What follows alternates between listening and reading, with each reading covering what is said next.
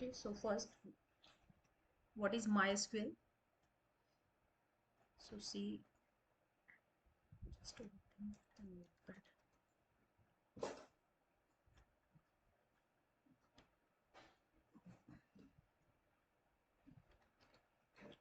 Okay, so what is MySQL? So my is the name of developer's daughter. My is the name of developer's daughter. And then what is SQL? So SQL stand for structured query language. Okay, so what is the use of SQL? So it is used to maintain the database. Okay, so it is used to maintain the database. So data को store करने के लिए हम लोग use करते हैं.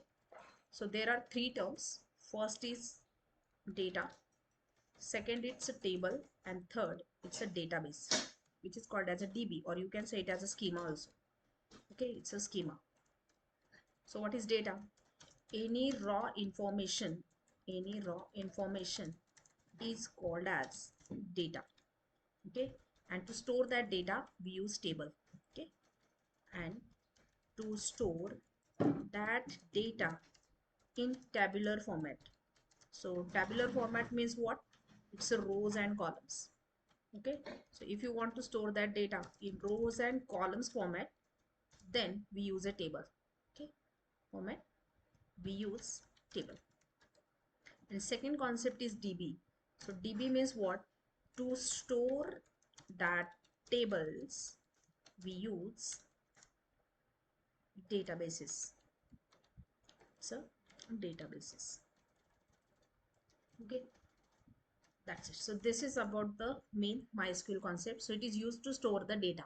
कोई भी डेटा तुम लोगों को स्टोर करना होगा, then we use a databases, and database में जो भी डेटा स्टोर होगा which is in the format of table. Okay, so first then MySQL अगर अच्छे से आना चाहिए, so there are different commands. So commands in MySQL. So MySQL के अंदर first command होती है DDL, which is called as a data definition language. Second command होता है it's a DML, which is called as a data manipulation language. And third one it's a DCL, which is called as data control language. Fourth one it's a DQL,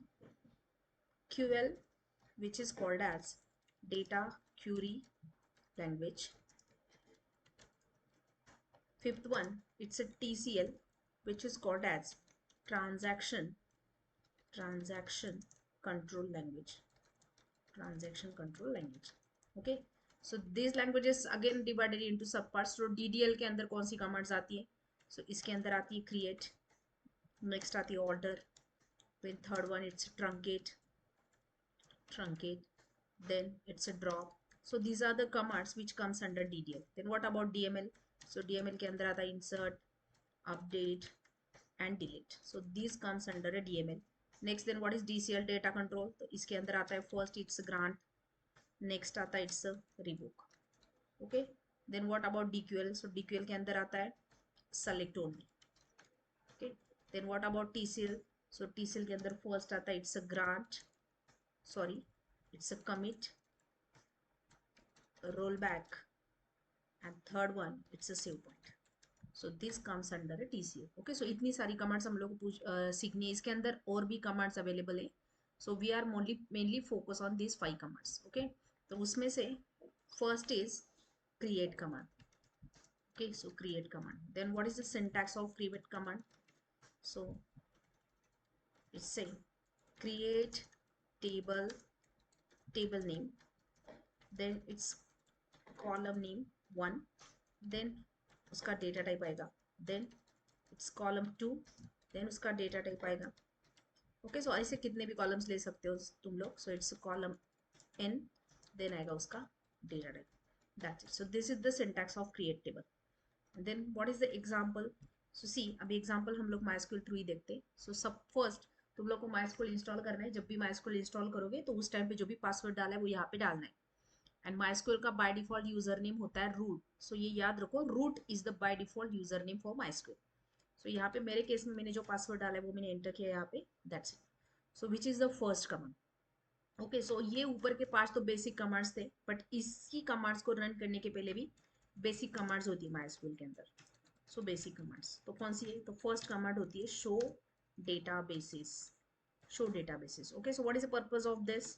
so it is used to show the previous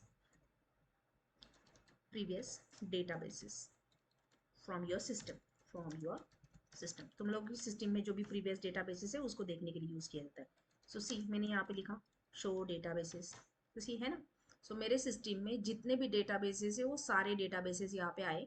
अभी ये मैंने create किए हुए. अगर तुम लोगों ने नए तरीके से ओपन किया है तो there are only 4.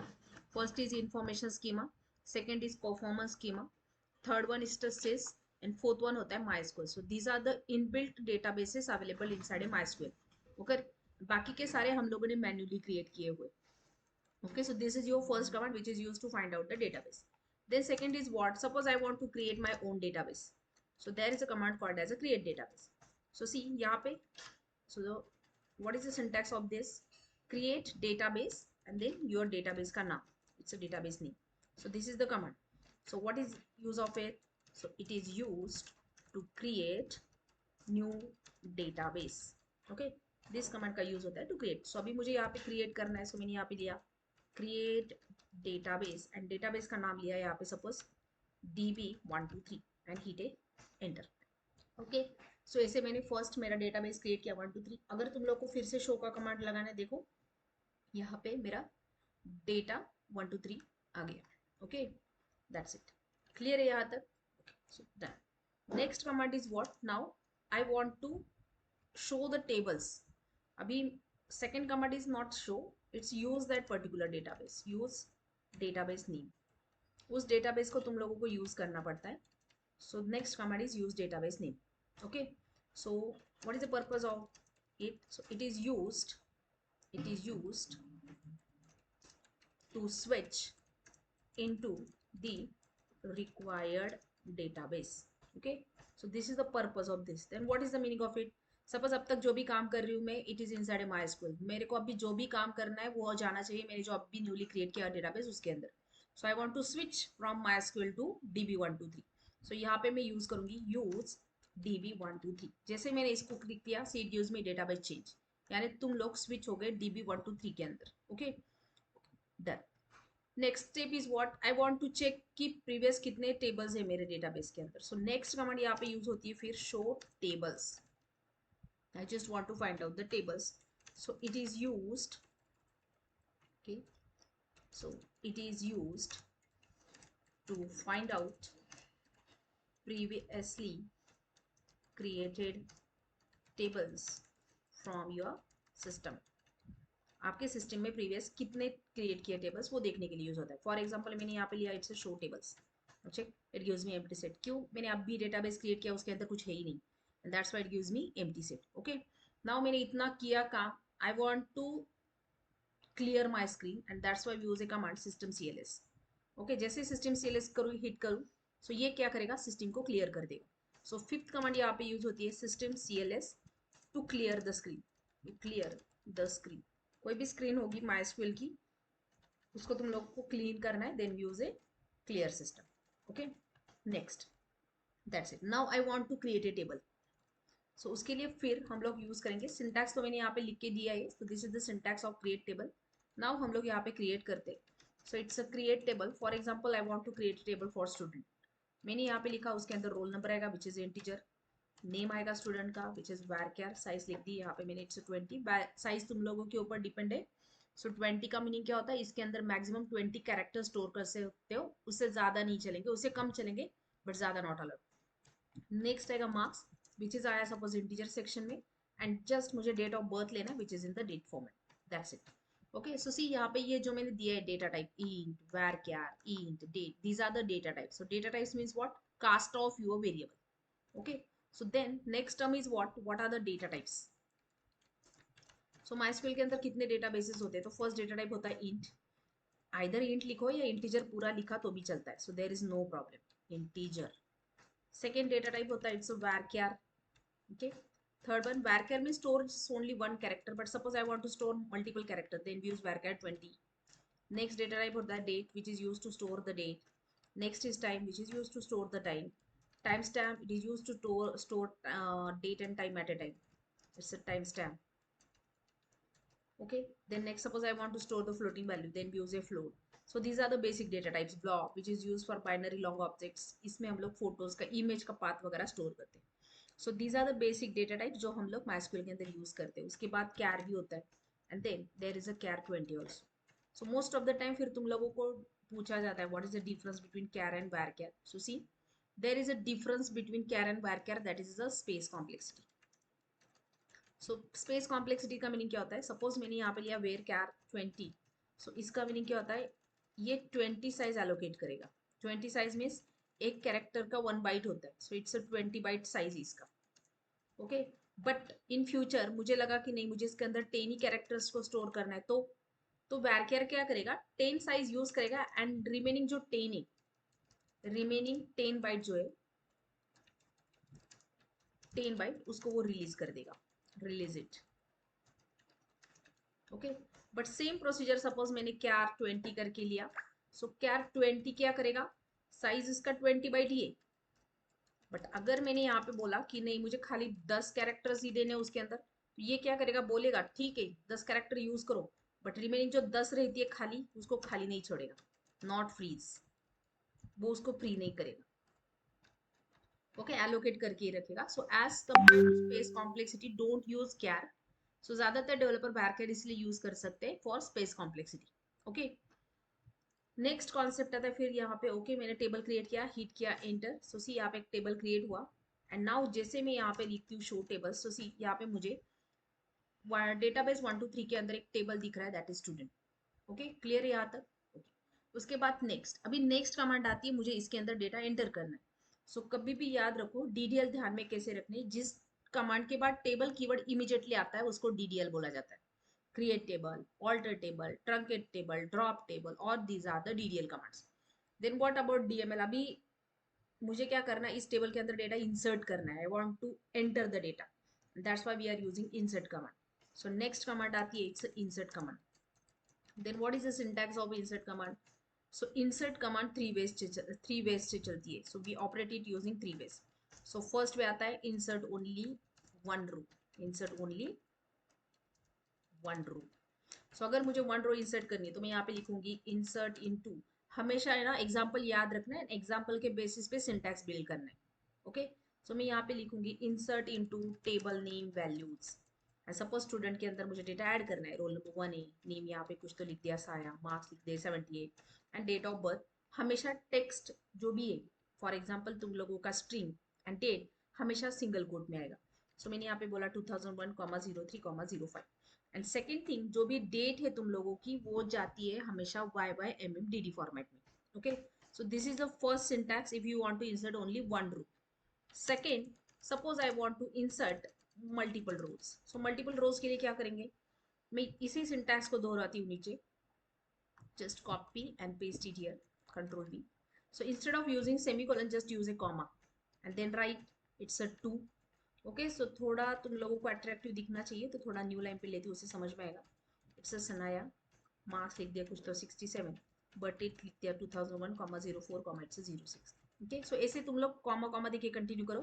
It is use to insert multiple record. And third पे आता है insert selected records. Okay, insert selected records. तो अभी मुझे क्या करना है? सेलेक्टेड रिकॉर्ड्स इंसर्ट करना है. मैं यहाँ पे लिखूंगी insert into student values. But requirement है स्टूडेंट के अंदर है ना, मुझे सिर्फ उसके नेम एंड मार्क्स एंटर करने. I don't want to insert roll number and dates. Okay, and फिर मैं यहाँ पे लिख सकती हूँ स्टूडेंट का नाम लिख दिया अनीता एंड मार्क्स लिख दिया 78. यहाँ पे भी सेम कॉन्सेप्ट है, तुम लोग कितना भी डेटा ऐड कर सकते हो. सपोज मैंने यहाँ पे लिख दिया इट्स मनीष एंड इसके मार्क्स लिख दिया 34. That's it. So these are the 3 ways to insert the data into the table. So अभी हम लोग one by one जाते हैं. So first, इसी कमांड को मैं यहाँ से कॉपी कर रही हूँ. Just copy it and paste it here, Control V and hit enter. Data enter हुआ. Now I want to add multiple data. So मैं इसी को कॉपी कर रही हूँ यहाँ से. Just copy it and then paste it here. Paste anyway and hit enter. Okay. But see यहाँ पे क्या हुआ, हम लोगों का ये जो insert का कमांड है ऊपर का, ये नीचे आना चाहिए था. सो जस्ट इंसर्ट वाला and then just write down this 2. So मैं 3 का एक लिखती हूँ. Okay okay, insert into values. Suppose मैंने यहाँ पे बोला नहीं मुझे 3 वाला रिकॉर्ड चाहिए, सो 3 लिख दिया. यहाँ पे लिख दिया Anaya 67 and I want to insert comma and फिर से मैंने यहाँ पे लिख दिया 4. It's Sahil. Okay Sahil marks लिख दे इसने 45 comma it's 2002 comma 04 comma it's 04. That's it. So this is for multiple record. And suppose I want to insert selected. So selected के लिए मैं इसको यूज कर रही हूँ. Just copy it and then paste it here. Paste and even hit enter. Okay and now second command is select. select star from, मैंने यहाँ पे लिख दिया student, so see whatever है ना. so these are the 3 ways to insert data into the database. okay so जब भी कोई डेटा नहीं मिलेगा ना तो वो एक नल वैल्यू कंसीडर मिलेगा यहाँ पे. ओके सो नेक्स्ट कमांड फिर हम लोगों ने ली थी select which is the dql command. Okay so select में फर्स्ट आता है यहाँ पे so select star. so star का मीनिंग क्या होता है? all data. and suppose I want to select selected data तो मैं यहाँ पे लिखूंगी select क्या क्या चाहिए मुझे. So I want to select name comma marks from student. So this is the second syntax. And third is what? Select name from student and we are using where condition where marks. Suppose मैंने यहाँ पे लिया जिससे marks about 60 है वो चाहिए मुझे. Okay so इस वजह से सेलेक्ट चलता है तुम लोग को. तो इसी को ही हम लोग यहाँ पे इम्प्लीमेंट करेंगे. सो फर्स्ट तो लिया मैंने सेलेक्ट स्टार. अभी मुझे यहाँ पे चाहिए select name from student. That's it. तो ये मेरा सिंगल कॉलम निकाल के देगा. ओके मैंने बोला नहीं मुझे सिर्फ name and date of birth चाहिए तो ये 2 कॉलम्स निकाल के देगा. सपोज तुम लोगों ने बोला नहीं मुझे नेम चाहिए उसी कैंडिडेट का जिसके मार्क्स वेयर, मैं यहाँ पे लिखे हुए कॉमा देके just hit space where marks greater than 60. तो ये उस कैंडिडेट का डेटा देगा जिसके मार्क्स अबव 60 है. तो तुम लोग इसको ओपन करके देखो. जस्ट लेस देन 60 लिखो, इक्वल टू 60 लेके देखो, ग्रेटर देन और इक्वल टू 60 लो, लेस देन और इक्वल टू 60 लो. ओके नॉट इक्वल टू 60 लो. सो नॉट इक्वल टू का मीनिंग क्या होता है? Which is not equal to 60 छोड़ के बाकी सबका डेटा देगा. Okay so this is about the select clause with where. Next अभी मेरे पास ये मेरा डेटा है स्टूडेंट का. अभी मुझे क्या करना है इसमें से सेलेक्टेड रिकॉर्ड चाहिए. So my question is what? Display details of those whose name starts with S. मैंने क्या बोला यहाँ पे? Display details of those whose name starts with S. Okay तो अभी इसी क्वेरी को करना है मुझे यहाँ पे.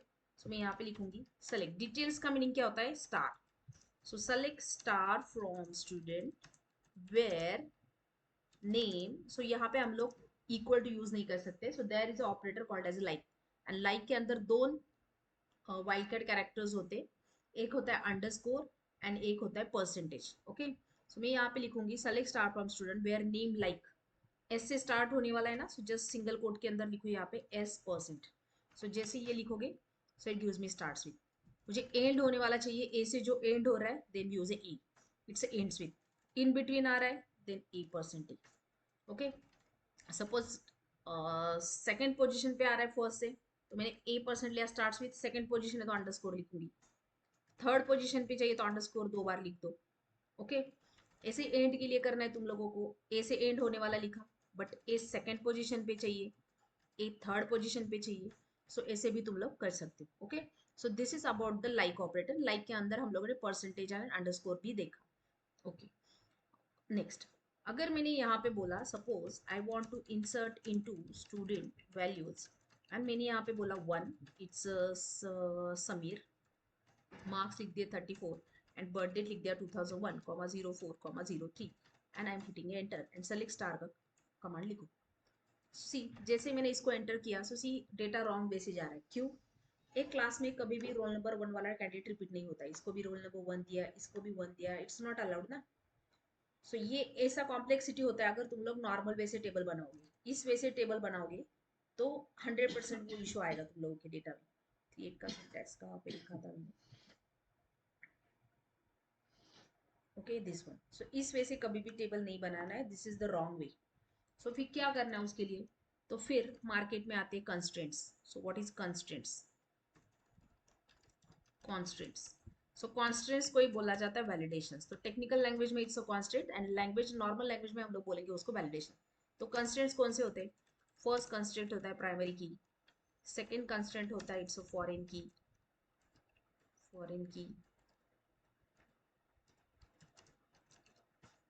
थर्ड कंस्ट्रेंट होता है इट्स अ डिफॉल्ट की,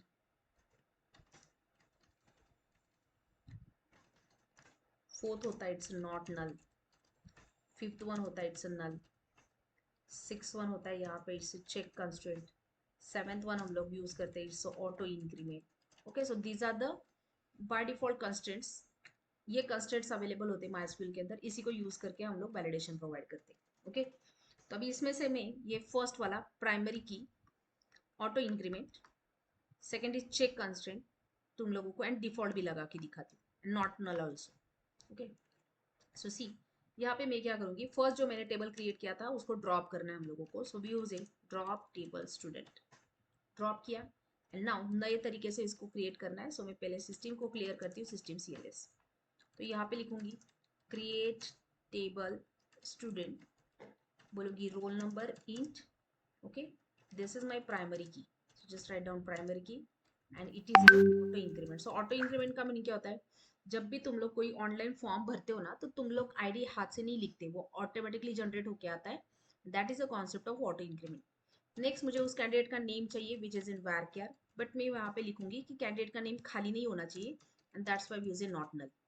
नेक्स्ट मुझे उसके मार्क्स चाहिए विच इज इन int, एंड मैं यहाँ पे बोलूंगी कि मार्क्स मुझे हमेशा अबाउ 35 चाहिए, कोई कैंडिडेट पास नहीं होना चाहिए, ना फेल नहीं होना चाहिए। ओके, तो उसके लिए हम लोग यहाँ पे लिखेंगे ग्रेटर दैन 35। डन। नेक्स्ट मुझे क्या करना है, यहाँ पे स्टूडेंट का जो है ना वो सिटी ऐड करना है, city which is in varchar, and यहाँ पे लिखूंगी 20। तो ऐसे कंसिडर करो मैं आज डेटा कलेक्शन चिंचवड स्टेशन का ही कर रही हूँ। सो ज्यादातर चांसेस क्या होते हैं इसमें कि वैल्यू, डिफॉल्ट की जो वैल्यू है वो चिंचवड आ जाएगी, बिकॉज चिंचवड का ही डेटा है, तो क्यों बार बार हाथ से लिखना है ना। सो इट्स मैं यहाँ पे लिखती हूँ it's Chinchwad. Okay, that's it, and just close कर रही हूँ, हिट एंटर। ओके, सो इस वे से टेबल क्रिएट करना है, प्राइमरी की ऑटो इंक्रीमेंट लगाना है, नेम नल नहीं होना चाहिए, मार्क्स हमेशा अबाउ 35 होने चाहिए, सिटी का डिफॉल्ट वैल्यू चिंचवड होना चाहिए, अगर नहीं है तो तुम लोग हाथ से भी लिख सकते हो। Okay, so this is the actual syntax to create a table. अभी मुझे क्या करना है, इसके अंदर वैल्यू इंसर्ट करनी है। सो जब भी तुम लोग roll number primary key auto increment लगाते हो ना, उसकी हाथ से वैल्यू मत लिखो, बिकॉज वो वैसे ही बाय डिफॉल्ट 1 से स्टार्ट होता है, ऑटोमेटिकली 1 से इंक्रीमेंट हो जाता है। सो सिंटैक्स कैसे आएगा फिर यहाँ पे, इंसर्ट इनटू। सो अभी कंसिडर करो मेरे सारे कैंडिडेट छिंदवाड़ा के ही, so I don't want to insert city also. So मैं यहाँ पे लिख दूंगी insert into student values, but requirement क्या है, वैल्यू सेलेक्टेड है, I want to insert name and marks of that candidate only. I don't want to insert the roll number and city. Okay, so यहाँ पे आऊंगी, so suppose this is Saya and मैंने इसके marks लिख दिए 89. Okay, next मैंने यहाँ पे लिख दिया इट्स सनाया, इसके मार्क्स लिख दिए 67, कॉमा इट्स मनीष, मनीष मनीष के मार्क्स लिख दिए मैंने कुछ तो 67। दैट्स इट, हिट किया एंटर, सी डेटा चला गया। अभी यहाँ पे मैं लिखती हूँ सेलेक्ट स्टार फ्रॉम स्टूडेंट। सो अगर तुम लोगों ने चेक किया यहाँ पे डेटा आ गया, बट व्हाट इफ बीच में सडनली कोई कैंडिडेट पिंपरी का आया तो क्या करेंगे, तो उस केस में इंसर्ट का सिंटैक्स चेंज होगा। So I want to insert city also. Okay, and फिर यहाँ पे लिखो, सपोज मैं यहाँ पे बोलना चाहती हूँ इट्स अनिश, इसके मार्क्स कुछ तो 62 है, but he is belongs to Pimpri. जैसे मैंने इसको हीट किया, मतलब मार्क्स का स्पेलिंग रॉन्ग हो गया, okay it's marks, hit enter, and ये एंटर किया मैंने, सो सीट चला गया, एंड नाउ सेलेक्ट का कमांड रन करो। सो इस वे से तुम लोग कंस्टेंट ऐड कर सकते हो। अभी कंस्टेंट लगाने का फायदा क्या है, फॉर एग्जाम्पल मैंने इंसर्ट का कमांड यहाँ पे डाल दिया, एंड बीच में ही ना मैंने यहाँ पे वैल्यू गलती से 19 डाल दिया, तो ये ना क्या करेगा, सीट गिव्स मी एरर। क्यों, बिकॉज तुम लोगों ने क्या बोला है, मार्क्स 35 होने चाहिए। So in this way we are providing the validations. Clear है? Okay, next is then what is primary key. So primary key का कॉन्सेप्ट क्या होता है, so it is a uniquely identified key. So यहाँ पे बोलो it is a unique key which can not be repeated, वो कभी रिपीट नहीं होनी चाहिए। Okay, so it is a unique key which can not be repeated, वो कभी रिपीट नहीं होगी। Second thing is in one table there is one primary key, in one table there must be one primary key, एक table के अंदर एक ही primary key होनी चाहिए। There is no another primary key available inside a single table. हाँ, but multiple column को लेके तुम लोग एक प्राइमरी की बना सकते हो। Okay, so this is the concept of primary key. Okay, so see अभी प्राइमरी की तो मैंने मुझे इसको अभी प्रैक्टिकली बताना है, तो मैं यहाँ पे गोती system CLS done. Okay, so अभी यहाँ पे मैं लिख रही हूँ insert into student values, and गलती से मैंने यहाँ पे रोल नंबर 1 लिख दिया, यहाँ पे लिख दिया नमन, मार्क्स लिए 67, यहाँ पे उसका बर्थ डेट लिख रही हूँ 2001-04 and simple C it gives me error. क्यों? बिकॉज 1 नाम की मेरी ऑलरेडी चली गई है, मैं दूसरी डुप्लीकेट की उसके अंदर नहीं डाल सकती। So this is about the primary key. Okay, second thing is not null. Primary key हमेशा नॉट नल ही रहेगी। अभी हम लोगों ने ऑटो इंक्रीमेंट लगाया है, सो अगर मैंने ऐसे लिख दिया it gives me again error column का उसका, तो अभी नॉट नल हम लोगों ने नेम के ऊपर भी लगाया, तो उसके ऊपर लगा दिखाती हूँ। सो सी एज पर अपडेटेड सिलेबस, अगर तुम लोग नॉट नल टेक्स्ट के साथ लगाते हो स्ट्रिंग या डेट के साथ, तो वो वहां पे स्पेस छोड़ता है, एंड अगर तुम लोग उसको नंबर के साथ लगा रहे हो तो वो वहां पे 0 छोड़ेगा। ओके, सो सी अभी इसका मीनिंग क्या हुआ। For example I want to insert student values, तो मैंने यहाँ पे बोला मुझे ना इसके अंदर वैल्यूज में I want to insert marks and date of birth only, मुझे उसका नाम एंटर नहीं करना है, बट नाम के केस में हम लोगों ने डाला है नॉट नल। सपोज मैंने यहाँ पे लिखा 90 एंड डेट ऑफ बर्थ लिख दिया, सपोज उस कैंडिडेट का 2001, 04, इट्स 05 एंड हिट किया enter. Okay, so what about date of birth? Date of birth तो है ही नहीं बोल रहा है वो। ठीक है, अभी मुझे कॉलम का नाम नहीं याद आ रहा है, so there is again new command market में आती है, फिर डिस्क्राइब स्टूडेंट।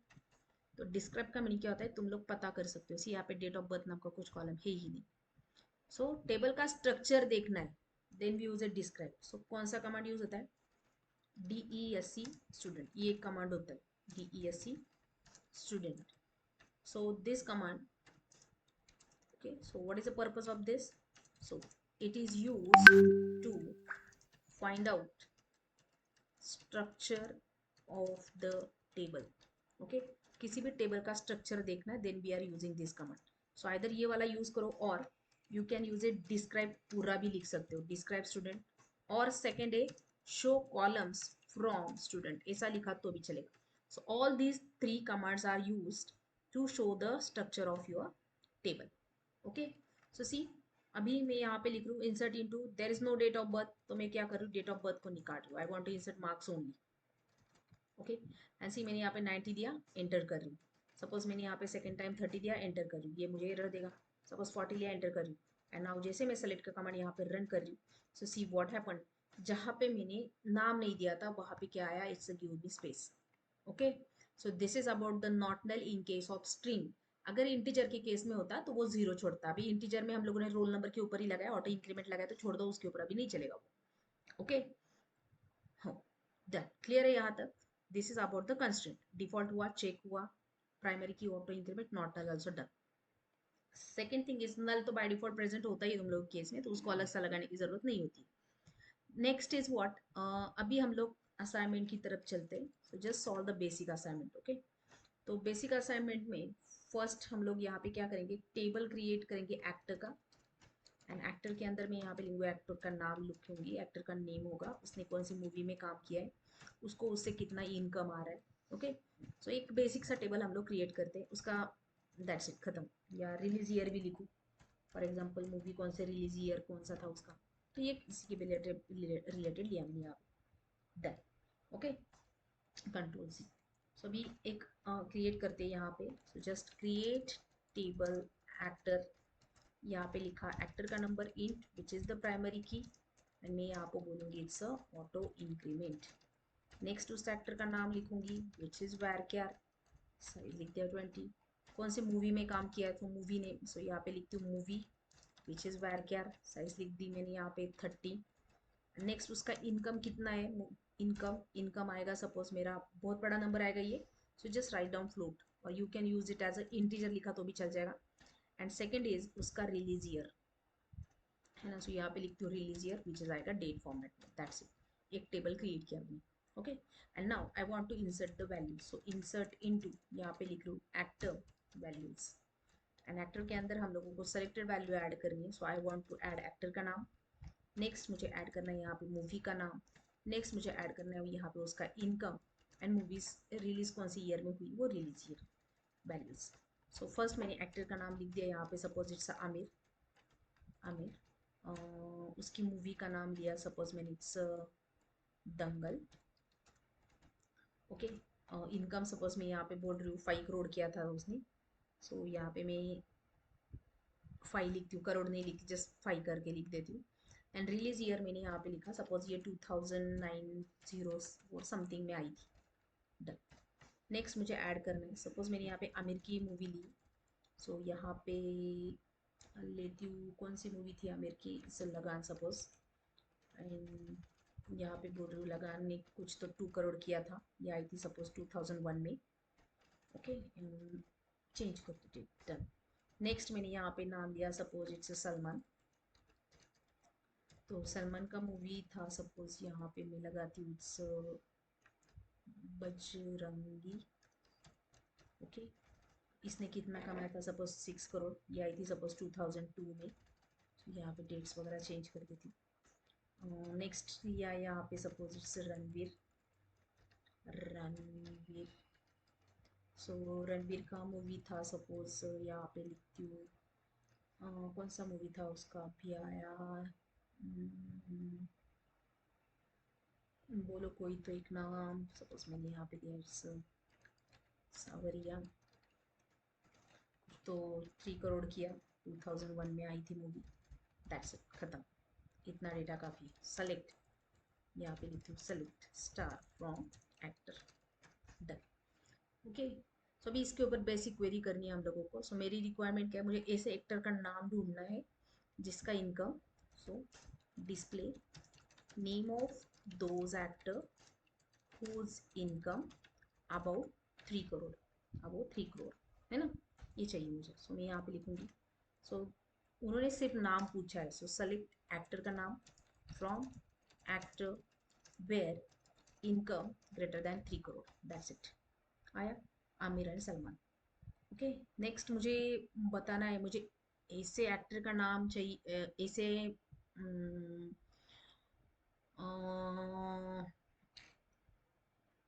जिसका मूवी 2009 में रिलीज हुआ था, वो एक्टर का नाम चाहिए। ओके, सो यहाँ पे लिखूंगी display name of those actor whose movie release इन 2009।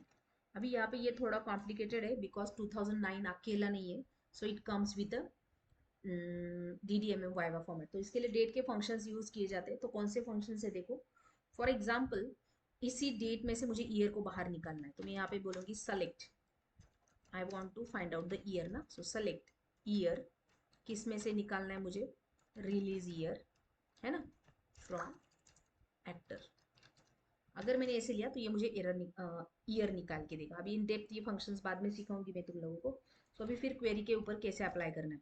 सो मुझे यहाँ पे क्या चाहिए था, एक्टर का नाम चाहिए था। सो select a name from student, sorry from actor, and यहाँ पे लिख दूंगी मैं वेयर ईयर निकालना है बाहर, किस में से, रिलीज ईयर में से, एंड इक्वल टू यहाँ पे लगा दूंगी 2009 में, hit enter. So there is Aamir only, जिसका मूवी 2009 में रिलीज हुआ था।